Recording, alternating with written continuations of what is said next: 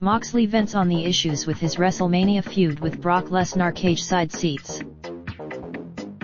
Now that we have more than 4 hours of the former Dean Ambrose airing his grievances about his time in WWE and his issues with their creative process, there's not much new or surprising to pull from his interviews with,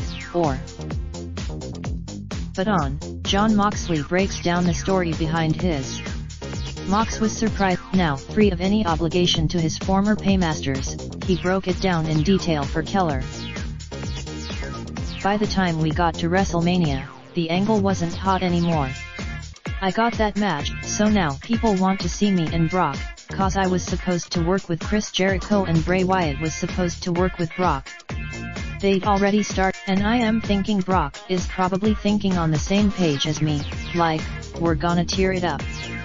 And I think he thought, the week before, in the go-home in Brooklyn, I carried a little red wagon to the ring and fill it with weapons. I go into Vince's, so everybody normally has at WrestleMania you have rehearsals.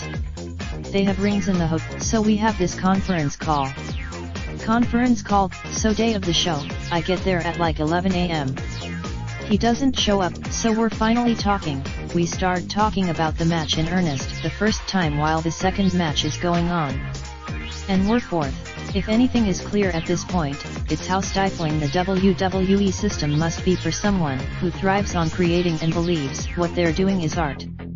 Working with a person, it also explains why Cody Rhodes' "just play your music" pitch about A's approach is so appealing to Moxley.